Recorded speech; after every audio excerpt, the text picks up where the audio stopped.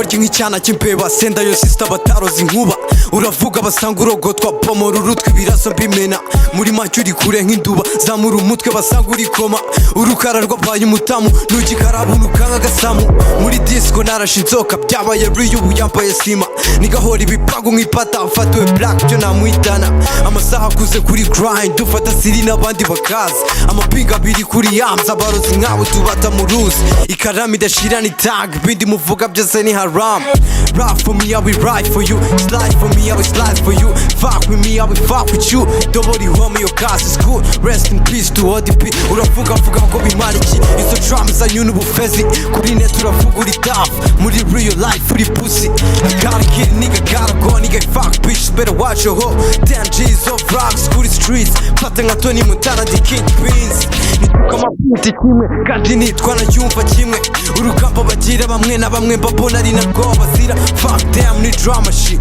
top 5 muri country imbunda mu kanwa amanura amarira bona ko ari snitch urusasi mu mutwe mupomora impanga bona ko ari miss urarapa ibikini kuvuga bitanze twongera the gang mu maraso dog play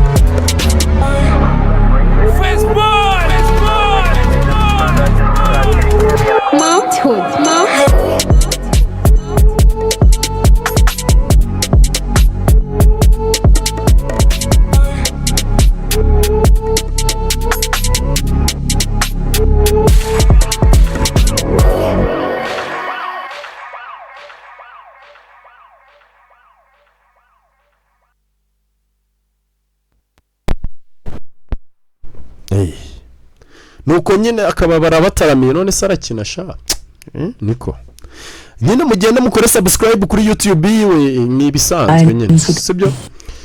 Previously on The Faithful. God spoke to me. Go forth, he said, from your native land and to a land. Kadutangire ntabyo gutinda nyine ni bisanzwe murabizi guverineri sibyo. I failed you. Naratsinzwe mwe. Your bloodline and sasa badusubije inyuma. Previously on The Faithful. Zingize n'incama cyo kubyabaye kuri filime yacu ya Faithful. From your native land and to a land that I. Imana yambwiye ngo tujyane ku butaka bw'isezerano. Ndetse yavuze yuko uzampereza umwana. To not give you a child. Abibonye ibi byose.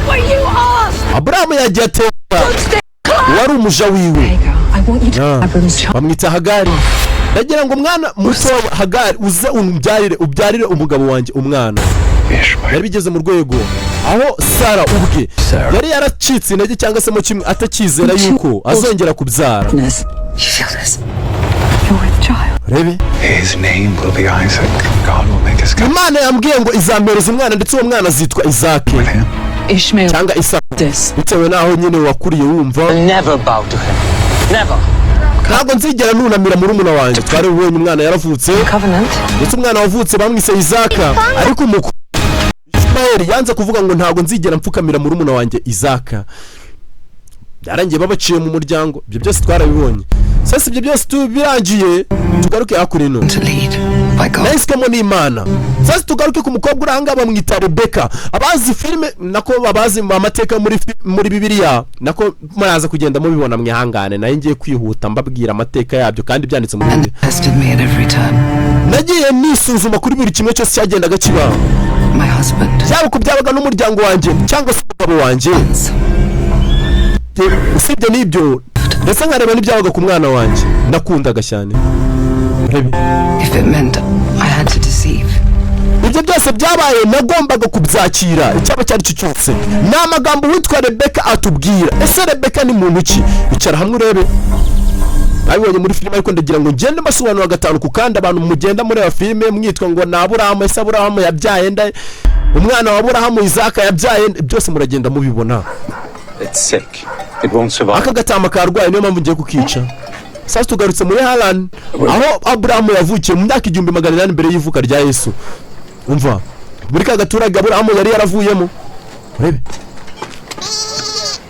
hano hari umwana muto yorura hanga bari bagiye kwica gatama aravuga ati kareke nge nzakavura ndakwizeye mwana wanjye yuko uzakavura. Bari bagiye kukica ngo kare karwaye mwana ahitamo kugafata kakiri gatoya arakarera. Sasa intama yari inzikura iba nkuru yayise Zefiri uraza kumera neza. Horn is like a blade for my shears.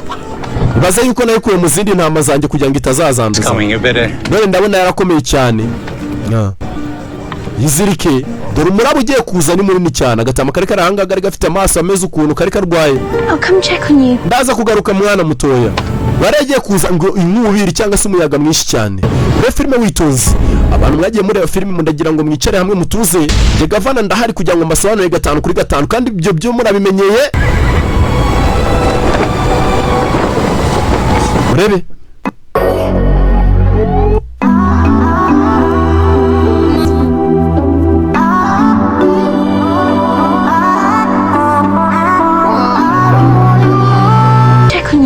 muri hangana sinzi ibintu uyu mu DJ nazanye bari mu ncacu mu DJ mushyashya uzi ibintu sibyo uyu mwirukane kuko ndabona ibintu asigaye nkorera nanjye ubwanjye bisigaye binyobera sasa ibyo byose byarabaye sibyo ndetse igiye kuza ikangiza ibintu byari bihari yasize aziritse ntama ye ndakeka ifite ubwoba kuko nawe wakaye ko ufite ubwoba rero tujye mu nzu mo imbere agomba kuza inkubiri z'umujyaga muri bino bihugu niko bigenda reba sasa inkubiri y'umurayaga irangiye bukeye yaje kureba Zefire aho yakabaye ari mwese iza nyiziritse anga yarayibuze ubwo yagiye mu bundi buzima Zefire yaje yamagara kubera ikimana yakwemera kuyinyaka gucya mwana wanjye Maybe he was needed elsewhere. ashobora kuba hari ahandi hantu yarakeneye kujya ntabwo mbyumva We all have a purpose, love. mwana mutoya twese dufite ahantu twagenewe kuba turi umunsi umwe nawe hari ahantu uzaba uri wagenewe kuba uri ni amagambo ya papa Rebecca sasa ibyo byose byarabaye imyaka 20 yarashize birangiye urumva umwana mutoya wa Rebecca wari ufite imyaka nk'umunani gucyo yaramaze gukura ari kugenda asatira mu bukure bwiwe cyangwa kuba yari afite 10 ubwo ari gusatira muri za tanti ari gutarantuza sasa Rebecca araha Rebecca hari umuntu wakuntu ushaka kukubona Rebecca hakuno amaze gukura amaze gusaza rebe abantu baza amakuru yo muri Bibiliya ubundi baravuga ngo Rebecca niwo muntu wabaye umugore wa Isaka cyangwa se Isaac cyangwa se Isaka umwana wa Aburahamu rebe yaje akuri no kureba nyina nawe do ari gusaza rebe iribara uri kuribona Matches your eyes. ndabona irimo rirahura n'amaso yawe isa n'amaso yawe uve kuri ibingi by'iminsi mwamwibonesha imyenda mubona amabara kera kubona ibara byari ibintu bisaze by'ibisaze Lost in a memory. Your great aunt Sarah, she wore iri bari iteka ryose rimara mu bitekerezo anti wawe Sarah cyangwa se Sarah muramuzi nyine nawe yakuriye muri kano gakaritsiye ka Harani nubwo yashakanye na Abraham a veil like this on her wedding day. iri ni ryo bara yahawe ku munsi we w'ubukwe filime itangira murabyibuka ubwo Abraham yazaniraga umwenda umeze nk'uyu nguyu Sarah Mentioned her before. Wese bimbwira kuva kera cyane And she was your reza hano muri iyi karitsiye Where did she go? ubundi yagiye ryari Abraham. umugabo we Abraham God promised them a new life. yasezeranyijwe n'Imana yuko hari ubundi buzima afite barabibonye Adventures they must have had. urugendo icyo gihe nibwo rwatangiye baragenda bava ngaha rebe I always wondered what lies beyond the mountains of Haran. ndeteka ryose mpora nifuza kuzamenya ibanga ryise muri iyi misozi yaha ngaha muri Harani ku buryo buri muntu wese wakuriye yifuza kuhava It's your destiny as it was my sister Sarah's. iteka ryose ubanza igeno ryawe ushobora kuba ridashingiye kuri Sarah mwana wanjye What will you miss if you stay? ese urifuza kuzaguma aha ngaha An audience. bizaterwa n'abantu bari aha I've known them all my life. mama urabizi hano nta muntu n'umwe njye mba numva ndi interested kuri we cyangwa se hari uburyo nyine ukurira muri karitsiye ariko ukabona nta muntu n'umwe muri abo ngabo bari muri iyo karitsiye washakana nabo namwe murabizi Father's receiving offers. He may ask you to choose. papa wawe naramuka batangiye kuza kugusaba cyangwa hari umuntu wifuza kuza kugusaba papa wawe niwe uzabihitamo Out of fear of being alone. yego ndabyumva n'ubundi ntabwo nzasaza ndi njyenyine ni Rebecca hano yari ari kugenda atarantuza kandi yari ari kugenda asaza bataraza kumusaba I'd never forgive you if you did. ntabwo nzigera nkubabarira mwana wanjye nubikora nuramuka wangiye papa wawe ibyo byose byarabaye ni Rebecca ari kutwereka ubuzima bwa Rebecca ese Rebecca byagenze bite Abrahamu aho yari yaragiye ku butaka bw'isezerano twarabibonye dutangiye nyuma twereka ubuzima bwa Rebeka. Ese Rebeka byagenze bite? Muri Bibiliya haranditse ngo Rebeka niwe muntu washakanye na Isaac. Ese byagenze bite kugira ngo bashakane? Urebe babwira n'imirongo se nanjye narasoma by the way. Sasa Rebeka yarari hakuno ku cyuzi aho ngaho, iyo niyo y'imigezi yabo ya kera. Sasa Ruwazi Eliezer muramuzi, ni wa mugabo wari umuje wande wa Aburahamu. Yewe haruwaje, I have a drink of water. ese nangwa ku mazi yawe? Eliezer yaje hakuno cyane rwose. Call me Eliezer. Njyewe uzajya umamagara Eliezer niko nitwa nyine. I apologize if I startled you. Umnyangane kuba nkubangamiye kubyo ari gukora. Haje hakuno no amuhereza amazi rwose ngo wica icyaka nta kibazo. Akiri aho ngaho umukobwa hakuno kureba hakuno ku mafurashi yombi hari icyo yabonye kiri hagati y'amafurashi abiri. Urebe witonze, Rebeka yari yaje hakuno ku mugezi, umukobwa muto. Uriya ninde uri hamwe n'indogobe zawe? Kureba hano ngo ntamubona. Eliezer yari umuja wa Aburahamu, nta muntu n'umwe ndi kubona. Kobwa abonye umuntu hagati y'amafurashi. Okay, nta kibazo, reka ari amafurashi ya Nyagaburi. Wambwira izina ryawe mwana mutoya? The daughter of Bethuel. Jye banyita umukobwa wa Beteli, wa Betueli mwihangane. Son of Milcah and Nahor. Umwana wa Milika ndetse na Nahori. Murabazi muri Bibiliya. Imana yaguhaye umugisha mwana mutoya. Imana yanyoboye kuza ahangaha, yanyujije muri Kinsman. Who's your master? Ese ubundi ninde gukoresha papa wanjye? Wumve? Aburahamu. Sasa yaje ahangaha ngo umukoresha na Aburahamu, turamuzi. Can you believe? Ese wabyizera? What brings his servant to Haran? He was sent with an officer. Nyangane hari umuntu uri kunjisha shamana yanjye koko. Shiramo ibyo bintu by'akadege ubundi. Yagucyo. Servant to Haran. He was sent with Umuja wiwe guturuka hano muri Haran. Then I should see to him. Show him my hospitality. We not just speak of him the other day. Rebe? He's his servant to Haran. He was sent with an offering. We yaje ahangaha kubwo kuza gusaba ikintu runaka cyangwa se mu kimwe kuza gusaba. Then I should see to him. Reka duhure nyine ubundi offering kuva kera hose byaba bimeze nk'umuhango nyine, umuntu yarazaga ameze nk'umuranga kaza nyine akagusaba akavuga ati nyine uyu mukobwa turabona twamukunze namusabira umuryango runaka. Sasa Eliezer yaje ahangaha nk'umuntu nyine w'umuranga nyine waruje gusaba nyine muri aka gakaritse. Mbibutse Sara ajya gupfa yabwiye Isaac aramubwira ati nuramuka ugiye umwana wanjye nuramuka ushatse uzashaka umukobwa waturutse muri karitse yaho wavukiye. My sister Sarah ever have a child she yearned for? Ntabwo narinzi yuko Sara yigeze agira umwana. In fact, her son is the reason of my errand. Ikintu kinatangaje umwana wiwe yabyaye nta nunzanya ahangaha. Abraham asked that I return to the land. Abraham yarambwiye ngo ndamuka ngeze kuri ubu butaka nindagiza nkabona umuntu uzashakana n'umukobwa we. He said arambwira ngo would accompany me. Umwamarayika niwe uzamundangira cyangwa se mu kimwe kanyereka umukobwa uzashakana n'umuhungu wiwe. Angel. Umwamarayika. Arrived, I prayed that. Ubwo nageraga inaha. Made an offer to draw water for me and my camels. Ubwo nakubonaga nkabona wowe uri murangaburi cyangwa se mu kimwe umpaye amazi n'inyota nari mfite warangiza ukanahereza amazi n'indogobe nari mfite. She'd be the one I was meant to find. Nese menya yuko ari wewe umuntu nayigomba kuza gushaka. To take her to Canaan. Niyo mpamvu rero naje ahangaha ndavuga ati uwo muntu ngomba kubona ngomba kuzamufata nkamujyana muri Kanani. So that she might become wife to my master's son. Yanigeze akagenda akajya kubera umugore w'umubosi wanjye cyangwa se mu kimwe nimvuga master nyine uvuye ngo ni boss muri iki gihe akagenda akajya kuba umugore w'umwana wa boss wanjye. Ubwo ni Isaac cyangwa se Isaac. Kandi uyu niwe wamuhaye amazi. No, their God.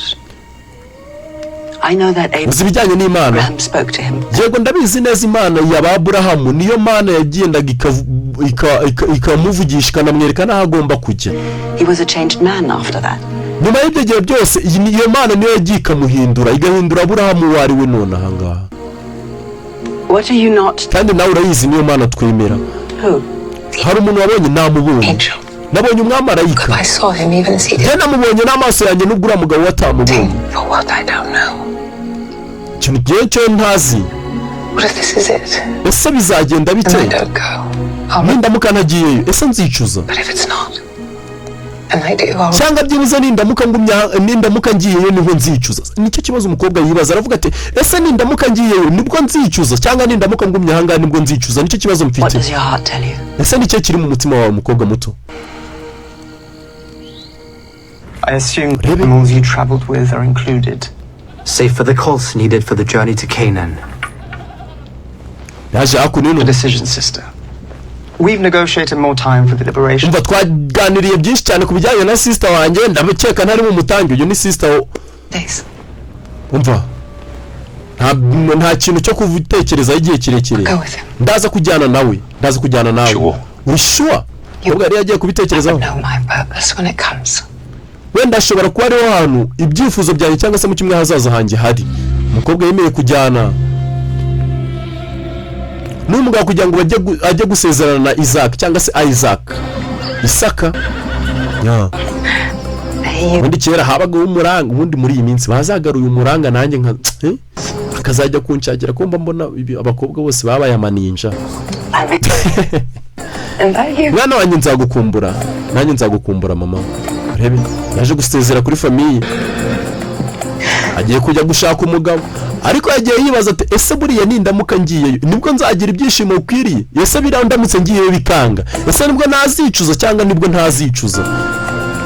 Ese ndamutse ngumye ahangaha nazicuza cyangwa se nakwizicuza? Rebe yaje gusezera kuri famiye.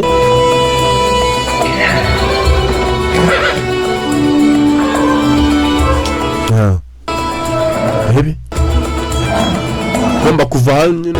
Birase yanditse ngo uzasiga umuryango n'ibiki, ako nge mba numva buriya nanigumanira n'umuryango ubundi bikajya bigiye.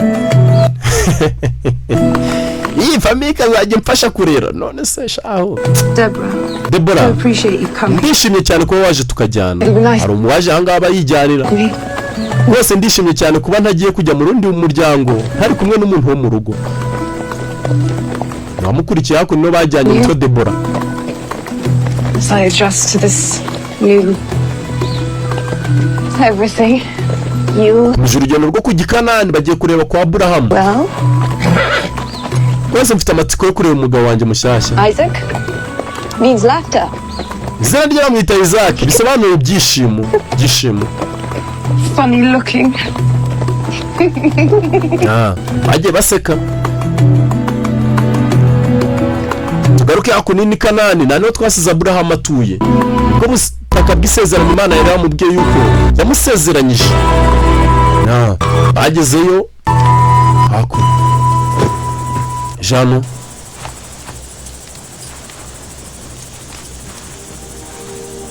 Rebe. This is your betrothed, Isaac, son of Abraham. Yungwe ugiye kukubera umugabo, umwana wa Abraham, Isaac. Yaje ahangaha nyine kwipfuka nk'abageni. Mwabonye ko byari ibya kera, aripfuka nyine atahita mbona agahita namenya mu izina rya Yesu, nako rya Yesu. Yaje hano uyu ni nde se? Baje kumwereka Isaac yarakuze. Uyu nguyu ni umugore wawe duturutse cyangwa se mu kimwe tuzanye tuvanye muri Haran cyangwa se muri bwa butaka bw'isezerano.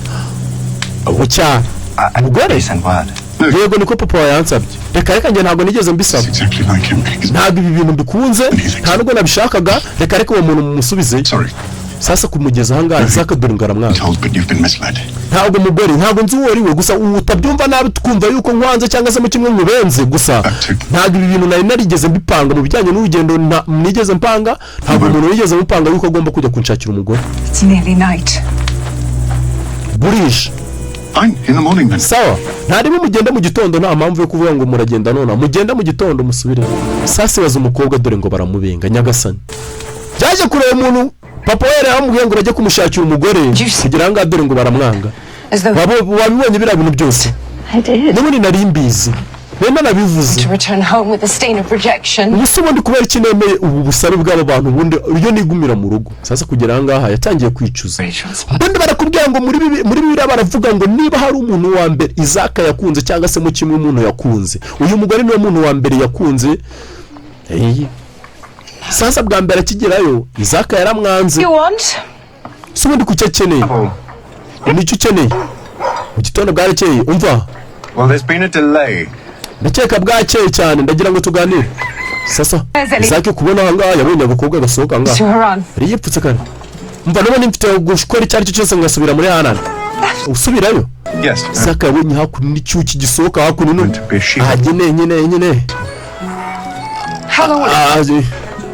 tangiye kuvuga mwaretse se mukamara hano iminsi mike y'ubundi mukabona kugenda navuga mu gitondo bagende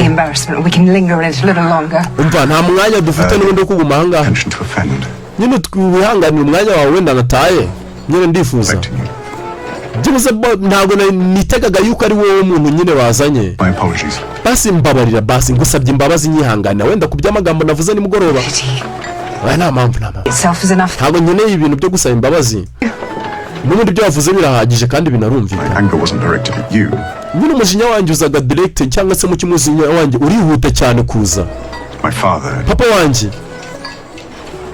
wanjye nyine nyine we papa wawe yari kugukorera ibyiza kuri wowe mwana muto yego nyine gusa nyine ntabwo natekerezaga ko se basi urashonje byibuze tujye tujyane hariya hirya tujye kurya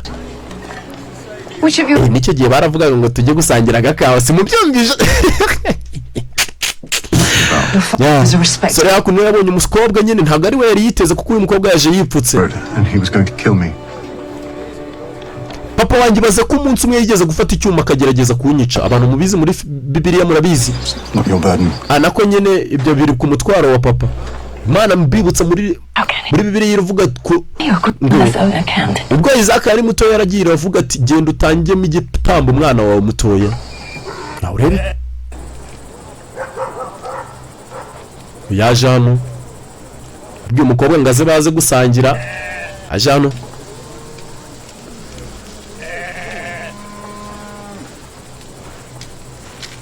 Rebecca yaje kumureba I accept. Yewe nemeye nabyemeye ubusabe bwawe bwo kujya gusangira I've landed in the midst of whatever war rages between you and your father. Perhaps it was unfair. Nako ntabwo nemeye ubusabe bwawe bwo kujya gusangira ahubwo nemeye ubusabe bwawe bw'imbabazi zawe wasabye n'ubundi ntabwo ari wowe wari wakoze ikosa byose wagenda ukabishyira kuri papa wawe niyo mpamvu nemeye ubusabe bwawe bw'imbabazi bwawe wasabye Seems I needn't have bothered then.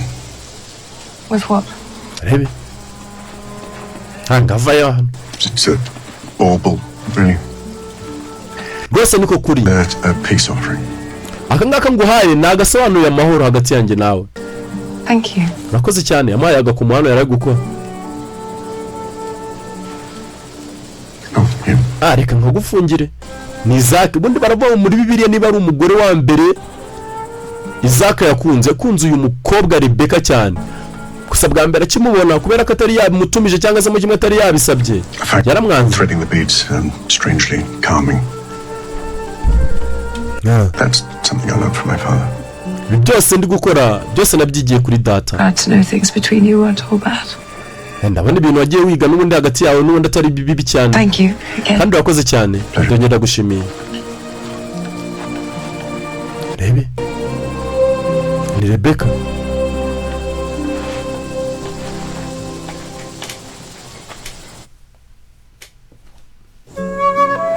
The beast was twice the size of any man, with its eyes gouged out. byarabaye tugaruke hakuno Could use its nose sasa hano and its ear. Isaac yacishaga amahoro kuno yakaza kubarira inkuru abana bato tukana tugaseka Got you.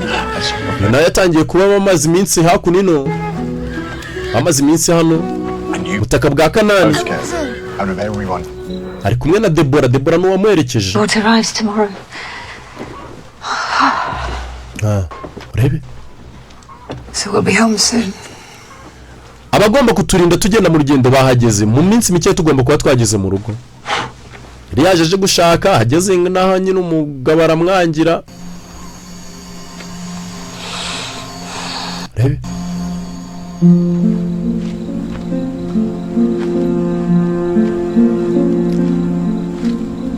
aracyategereje nyine bategereje iminsi mike y'ubundi bagasubira iwabo nyine none se umugabo iyo yakwanze hari ikindi kiba gikurikiye hino gutaha Can't sleep either.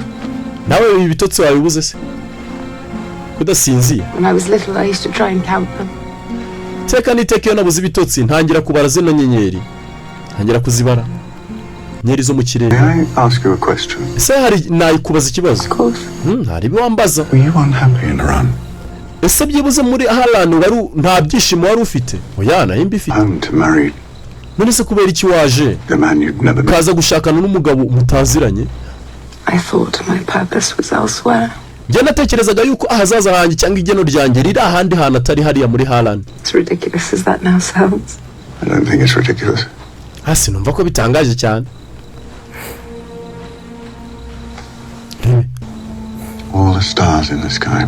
Zino nyenyeri zose ziri mu kirere So shall my descendants be. zishobora kuba ari inyenyeri cyangwa se mu kimwe ari inyenyeri zifite icyo zisobanuye. To count. Ni inyenyeri nyinshi cyane zitabarika. Promised so. Imana yasezeranyije ko Well, not me. God doesn't speak to me. Only my father.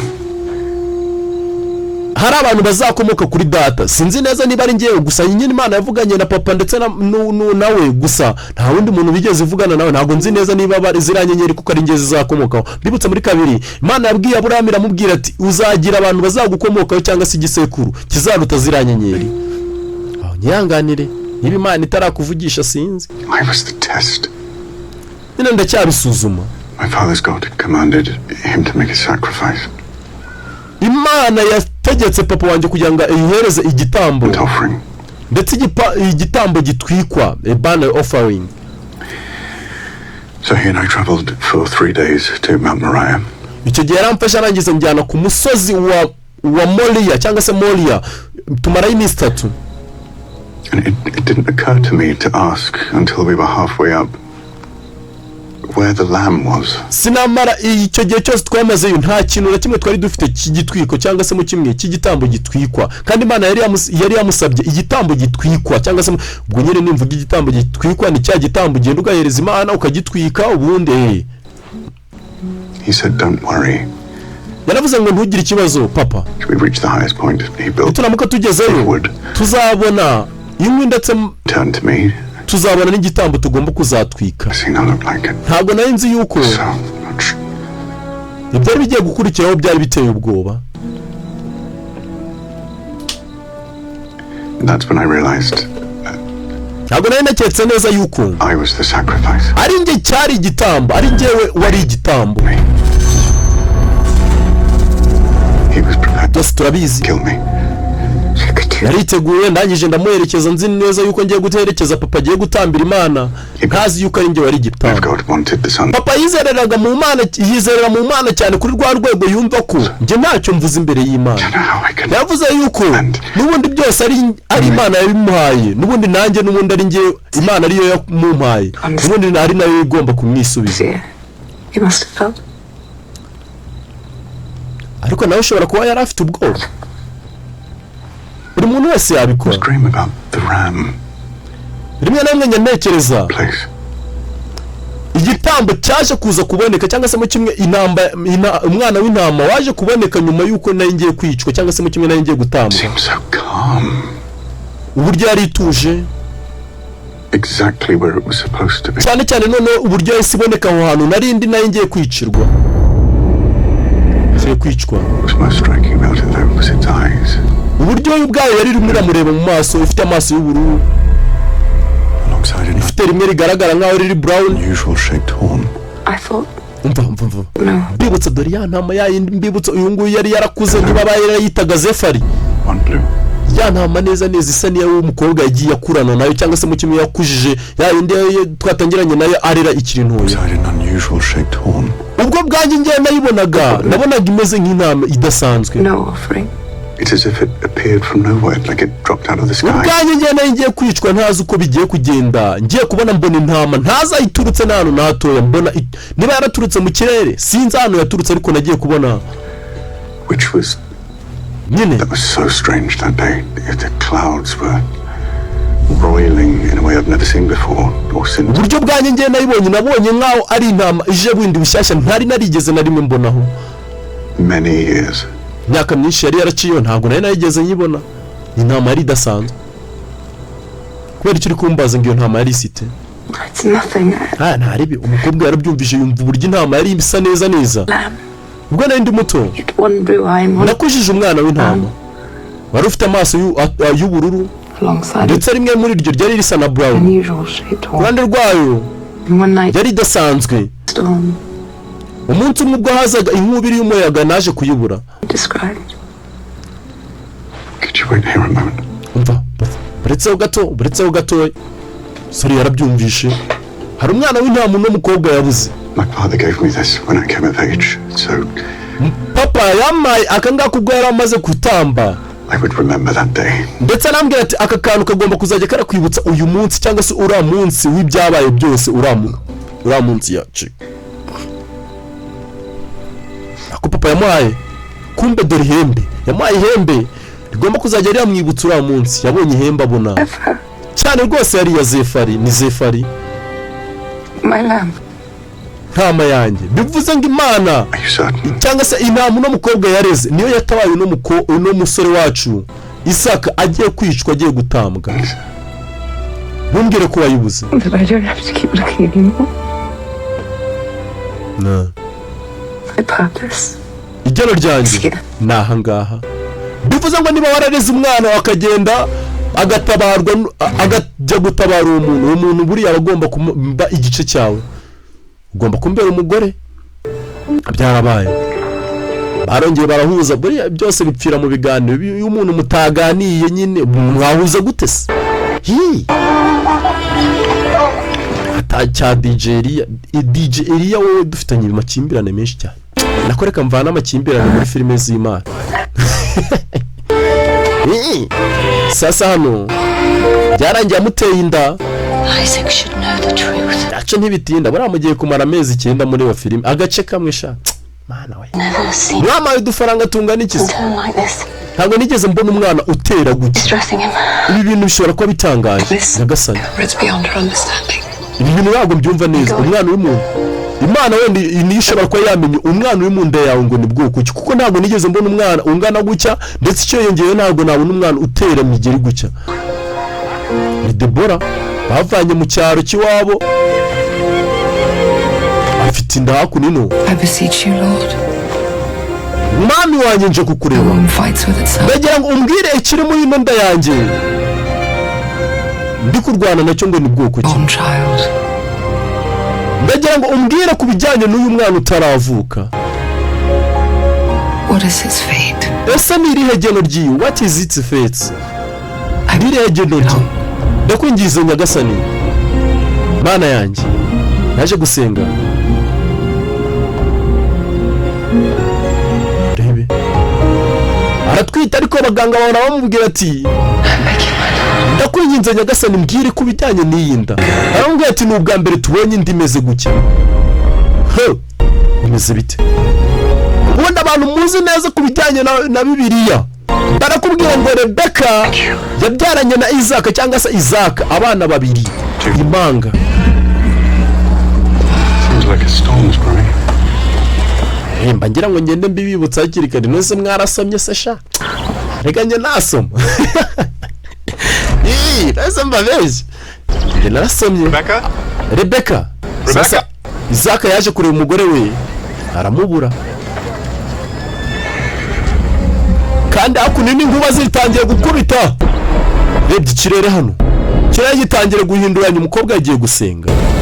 Ubundi kera bajyaga gusenga bakajya ku musozi bagasenga. None mwe mujya hari akanyarira ariko sha. Cyangwa kurinda birambiwe hari hejuru gatoya ko kamutamara n'iminota 3 uri kuri. Sasa yaje hano. Yaje yirukanga na Isaac cyangwa Isaka. Tewe nuko wagiye ubisoma. Yavuyeyo. Nta mutima mu bafite. Mumvura. Rebeka. Isaac. Rebeka yageze aho amubera umugore. Meze neza. Mwana meze neza. Isaac.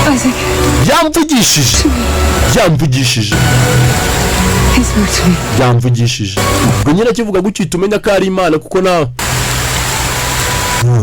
Bavuyeyo. Yajano Moses. Isaac. Imana yahereje umugisha umwana wacu. Ndetse yahaye umugisha ubuzima bwe. Byose byo nari nagiye gusengera yabinsubije. Ni Rebeka. ntabwo rwose ndimo ndakubesha mukunzi, ndarahira, ndarahira ku Imana, ya bigufa ryose riri ku buzima bw'umwana wanjye Imana yawumbwiyeho. None se Imana yakuvugishije ni ya Mana data? Harya muri iyi myaka buriya abantu bose ntabwo basengaga Imana imwe. Hari igihe umuntu ashobora kuza akakubwira ati Imana yamvugishije, wenda akaba ari Imana y'iwabo. Yego ni Imana ya so Aburahamu. Yakubwiye ngo iki se? Yambwiye yuko tugiye kugira abana babiri. Impanga cyane. Ndetse bajya kuzatubera abana b'umugisha. He also said that one will be stronger. Yambwiye yuko umwe agiye kuzaza akaba umwe ukomeye, ndetse yambwiye ngo umwe muri abo ngabo ukomeye cyane, and that the elder would serve the younger. Itangaje azaba umukozi cyangwa se mu kimwe azakorera umutoye. Nyagasani nawe unyumvi Gakuru, abantu mubaza impanga, Gakuru azaba umukozi w'umuto. Ubwo nyine kwagonda abantu bavuga ngo wowe uzabya uvukana na murumuna wawe, ariko umuntu umuna wawe ni uzakuyobora cyangwa se mu kimwe azagira azagukorera, uzaba umukozi we, mbese umere nk'umuja. Nyagasani uyarumiwe. The younger would be heir. Bivuze ngo umutoya ni uzaba uzagira ute heya haryo nugira ute nugiye akagenda karagwa. Umuto ni uzaba umuragwa w'imitungo n'ibindi byose, cyangwa se mu cyo ni uzaba umuyobozi. Yego nkuko bivuze, nkuko wewe na Ishmael byagenze. Ishmael mbibutse nuwabyawe na Hagari, nawe ni umwana nyine wavukanaga na Isaac, ariko ku babyeyi babiri, kuba mama babiri batandukanye. Muri rimwe twarabibonye no muri kabiri. Hangoma nkibyibuka, rega mujye mumenya ngo turi ya mbere Rebeka yaje kubyara, gusa baramubwiye ngo umukuru azakorera umuto. Azaba nyine umukozi. Muri bibira naho birahanditse, mugende mujye musoma. Rega sinzi ibintu mwirirwamo. It is time. Aka abantu mwagiye musoma Bibiliya, nizere ko turi kujyana 5 kuri 5. Rebe byarabaye.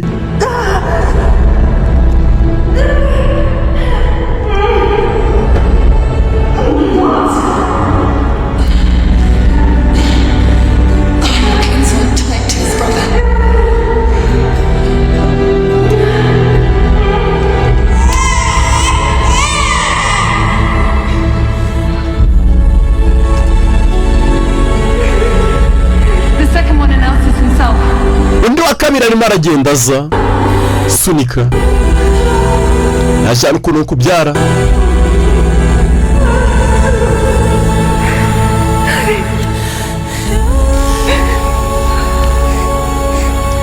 Uko Imana yabimubwiye, yabyaye Gakuru na gatoya impanga. He'll need extra attention this one.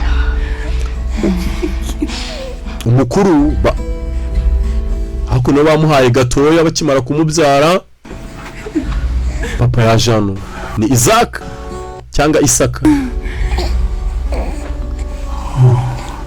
Anjije afata Gakuru hakunino. Bite Rebe. Look at his head. Baby no misatsi. Esau. Uyu mwise Esau. Surely his name has to be Esau. Kandi izina ryo kuko rizaba Esau ukomeye. Which is firstborn? Ese ninde wavutse mbere, Gakuru? Uwo nguwo ufashe niwe Gakuru. Esau akimara kwita izina, ubwo nyine Esau nyine ubwo Mana yavuze ati umukuru azakorera umuto. Uyu nguyu nanjye mwise Yakobo, Jacob cyangwa se Yakobo. Umukuru bamwise Esau, umuto bamwita Jacob. Genda mwana mutoya. Esau genda. Abana bagiye bakura. Bakurino. I'll take Jacob for you. Reka ntware Yakobo. Nakubwiye ngo umuryango wa Aburahamu ntabwo ari umuryango ukennye. Buri umuryango wabaga ufite n'abaja n'ibiki, ntabwo wabaga ukennye cyane. Ku buryo rwose wagendaga wajya gushaka bakaguhereza n'abakozi bazajya bagukorera n'ibiki, ntabwo wabaga ukennye. What's that, my love? Nani biki? Iki mukunzi? It's God's divine. Byibuze basi reka dutegereze. Kwifuza kw'Imana cyangwa se mu kimwe igitekerezo cy'Imana niba kizagerwaho. Gusa ariko nawe kurera umwana uzi ngo uyu nguyu igeno rye ukuzakorera mu rumuna we kandi umwana wakuruzi neza yuko uwo mwana agomba kuzagukiza ibaze. Abraham is coming. Abraham arimo araza kugira ngo aze asereburane namwe kuba mwarabyaye abana babiri. Abraham ntabwo turi akamubona. Buriya Kanani yari nini cyane ku buryo bamwe babaga batuye muri aka gakaritse abandi batuye hirya ku buryo n'imyaka 5 ishobora kuba yashira mutarongera kubonana. Sasa Abraham arimo araza aje gusereburana nabo yuko babyaye abana. Byaba byiza mbere yuko tumuganirije ariko twitonze dubuke.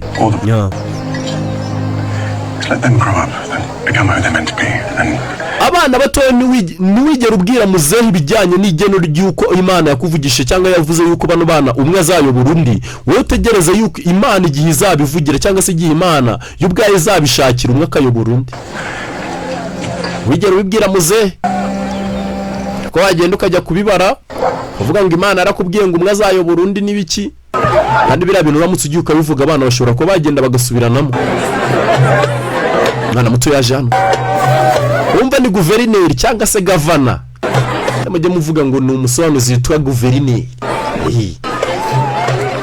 None tuba turi kwa DM baje hakuno no kwizihiza ikirori bishima. Yaje kuganira na muzehe Abraham ze imyaka 7 yamujyana, twasize muri kabiri mukecuru wiwe yitabye Imana, ibyiwe birangiye. Avuga sana uninde wavutse bwa mbere ni sawa. Teka niteka ugomba kuzagira hoza igihe cyose umuhoza imbere. Jacob's clever, you can tell. Jacob rero nawe Always thinking. Teka niteka azagira umutima ukomeye. Buri amagambo y'abasaza buriya nicyo kintu cya mbere kigenda kigakurikirana abana cyane. Buri uyu musaza Marayika w'Imana yahaye umugisha bano bana banyu. Buri amagambo y'umusaza nicyo kintu cya mbere kigenda kikabakurikirana. Umusaza naze akakubwira nawe ukiri muto ewana bizagukurikira. In half the time. Jacob may be the brightest. Umugisha bajyaga bamubwira ngo ukiri acyuruda rubi na n'uyu munsi aracyarya. Samba beje. I think you're easily distracted. Rebe. Bari hakuno bari kwizihiza ikirori cyuko babyaye umwana. Bakira aho ngaho hari uwaje. Minsi yagiye yicuma abana bagenda bakura. We shall feast on your favorite stew tonight. Make sure to draw enough for every pot in camp. Abarinzi bandi bakeneye ibyo kurya mu mwana muto. Ndagira ngo uze kuza kubibajyanira. Bigakuru na gatoya babirwa bapingana nyine tumurabiza abana nyine bavuka. Gatoya hakunino yagiye yarinza kura we yirirwa ameze nk'umuntu uri gusya nyine yirirwa teka ibiryo byo mu rugo. Gakuru wedo ebana kwirirwa ajya guhiga kabisa nyine nk'umugabo tu. Is that all that's left? Ibyo nibyo nasize. Kills do not cut themselves. I've been at it since returning from the hunt. Urabona atari bwo ngarutse mu rugo surumva nabane kubana ari irya. Give it to me. Hereza nyine ni iri. Everyone is hungry. You wouldn't have any. Agariko ari wowe wenyine ushonje. Hereza mwana ndabyanze. From me. Ndagira ngo mbikugurishe cyangwa se mu kimwe tugurane nyine kera nyine amafaranga ntago yarakaza. Ndagira ngo ibi biryo ngiye kuguhereza tubigurane cyangwa se mu kimwe tugurane nyine umpereze ikintu nanjye nguhereze ikintu. Don't be a child. Mwana wijuririgira umwana byatari bigeze aho ngaho. Barimo baragenda bakura. Ni Esau ndetse na Yakobo. Yakobo no uyu mutoya, Esau n'uri amukuru. What do you want for it? Ushaka iki? Sell me your birthright. Ndagira ngo ungurishe uburenganzira bwawe bwo kuvuka. Nyine ni nyine bidashoboka kubwira ngo ndagira ngo ungurishe uburenganzira bwawe bwo kuba waravutse, nyine kuba waravutse uri mukuru tugurane ube mutoya ngembe mukuru. Nyine bidashoboka. Have you been drinking father's wine? Ese mwana wanyweye bro? Wanyweye agaki? Ahita binywera rimwe koko. Fine. Asawa. I don't want anyway. Okay, nta nubwo nyibikeneye bro. Birthright. Urangurisha ntabwo nguri impereza hano gaciza. Nicyo kiba cyasigaye mu rugo kiri guteka gusa byibuze Yakobo hakunino yarebaga igikuru cye uburyo cyabaga cyatwitse nyine nakagira ishyari. Urebe byarabaye. Boys being boys. You deceive yourself. Abana baracyari batoye. You refuse to see what's right in front of you. Umwana ufite kwakira uburenganzira cyangwa se mu kimwe icyo Imana yateganyije yuko kizaba. You refuse to listen. Ese umuntu azabikubwira ryari? Don't revisit this conversation. Esau is ni ibintu bidashoboka. Firstborn. Esau niwe muntu mukuru kandi yabibona kuko n'ubuntu bukuru bwiwe birabigaragaza. Ni umwana wiriguhiga, ni umwana ukora iki, ukora ibishoboka byose. Urumva yazajya kuyoborwa na karakana gatoya gute byagenze bite? By choice. Ngabatangiye kutumvikana neza kubijyanye. You favor Jacob, fine. Okay, wahereje uburenganzira Yakobo koko buhagaragara. And not usurp what is Esau's by birthright. So says the second. Rero ikintu gitangaje kiranga ntago byashoboka yuko Esau agenda ngagurisha uburenganzira bwiwe kuri murumuna wiwe byibuze ngo bigurane. Iyo Esau cyangwa se mu kimwe Esau ari Yakobo byakumvikana. None Yakobo ni mutoye kuri Esau. Ishmael is your elder by years. None se mwana nako umugabo wanjye reka nkubwire Ishmael yari mukuru kuri wowe. Esau by only moments and yet somehow. Esau nawe ni icyo gihe arimo none ahangaho yavuye iwanyu Ishmael ameze nkawe neza uko warungana. Bibutsa muri rimwe murabyibuka njye mbangira ngo tujyane 5 kuri 5. Ishmael ndetse na mama we babirukanye mu rugo. Murabyibuka. God's will has bearing in one instance. Bagiye bangana nuko uri mwana muto yajya kuba yanganaga. And not the other. God's will. Byose biba kubw'ubushake bw'Imana. What this is about. Koko niko bitekereza. He spoke to me and not you. Ese uratekereza yuko bishobora kuba ari ubushake bw'Imana basi kuba yaramvugishije atari wowe yavugishije? Bibutse Isaka nta niwe Imana yari yamuvugisha. Be careful. Umvitondere ibyo uvuga. Ku Imana itaramvugisha bivuze ngo ntago numva ibintu. Nisera mugabo wanjye. I'd much rather he'd spoken to you. Every day I'm forced to look at our boys knowing God values one more than the other. Do you think I want this? It's a burden. And one I desperately wish I wasn't alone in carrying. Hano hari imitwaro myinshi tukikoreye. Really? He provides like no other, but he is reckless. Nkunda Esau kuko urabizi nk'umwana wanjye. Gusa nanone ntago renga ku by'Imana yavuze. Barely dressed. Nabonye abakozi bava mu cyumba kiwe cyura mu mwana wacu. Self in trouble in short order. Ura n'umwana uhuru uteza ibibazo. Birirwa basohoka mu cyumba cye barira Esau. Esau ni umunyamafuta uhoraho. We mustn't mistake confidence for competence. Ntabwo dufite kuba twahagarika cyangwa se mu kimwe twatesha agaciro amakosa ura mwana wacu mukuru yahora akora. Future of your nation is at stake. How do I make you understand? Mwana wa ndagira ngo unyumve witonze. The result. Ubuzima bwose nabunyuzemo inshuro nyinshi zigiye zitandukanye ndetse nagiye mbona ibisubizo. Things we will lose them both. Nituramuka tusegende kubisabwa tuzahomba buri kimwe. Ndahirira umugore wanjye yuko utazigera ubivuga. Ntabwo njye ntekereza yuko bizazanwa n'igihe ndagira ngo tubivuge umwana tumumenyeshe yuko ari uzayobora mugenzi we. Forgive me. Munyangare. Hari ijambo mbazaniye. Your father. Iki? There's no more time. Papa wawe ntajya afite arimo aragenda apfa. Papa wari gupfa. Niyo makuru mabi bamuzaniye. Garuke Berisheva. The great man lies dying. Would that he will give me the courage. Umugabo munini cyane wari ukomeye mu mateka yacu yari arimo aragenda apfa. Baravuga Aburahamu. The courage to follow God's will. Ndetse nicyo gihe cyari kirimo kiragenda kituzanira courage yo kugira ngo dukomeze cyangwa se umuravo wo gukomeza kwemera umuravo w'Imana cyangwa se iby'Imana ikora. Papa wawe afite imbaraga He will be gladdened to see you. Arishimira kuba mwageze ahangaha. Baje kureba papa we ararwaye neza yenda gupfa. Ararembye garimo arapfa. What happens next? Niki gihe kiri buze gukurikira. Sasa mama hano yaje kubwira abana biwe babiri ne Esau ndetse na Yakobo. The blessing carries the weight of your grandfather's covenant with God. Umugisha wanyu uri mu biganza byanyu. Ndetse umugisha wanyu uri hagati y'ibiganza byo sogokuru wanyu ari bubashireho. They are not merely words. Hari amagambo akurikirana Mary Road. Ni amagambo nyine abasaza bagenda bavuga ariko akagenda akagukurikirana neza. Muri muranyumva neza? Yego. Muze kwitonda rero mugiye guhura na sogokuru wanyu mutaza kuvuga amagambo menshi muvuga amagambo y'imbago. Buri abantu benshi kuva kera hose bizeraga amagambo nyine abasaza bavugaga. Mwana mutoya mu byukuri. Urabize nawe gukundaga cyane mwana Isaac. Ndetse nte ushema nawe yuko waje. urebe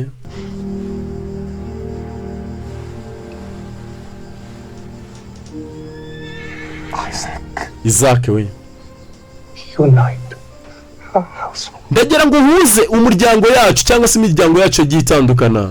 Look after my people.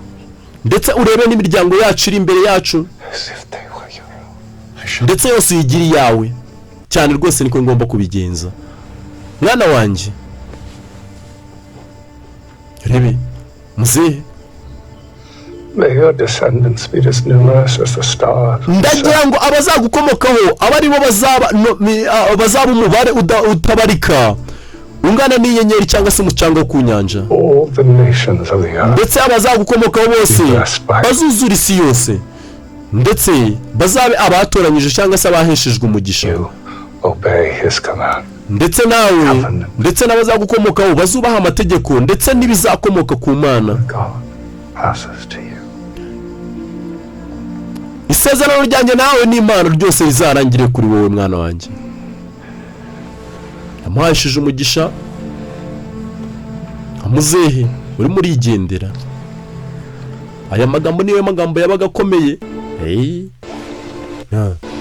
Urebe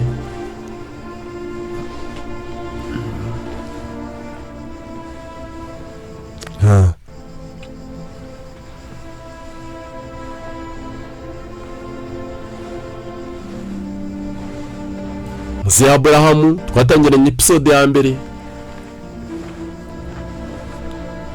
amaze guhesha umugisha umwana wiwe azakuna.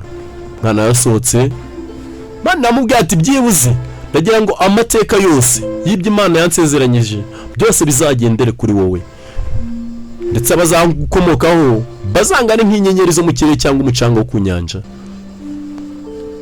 Umukazana we yaje kumureba Rebeka. God bless and keep you, Father. Imana ikomeze guhereza umugisha ndetse Imana ikwakire papa. Ataragenda muzehe ntabwo arapfa.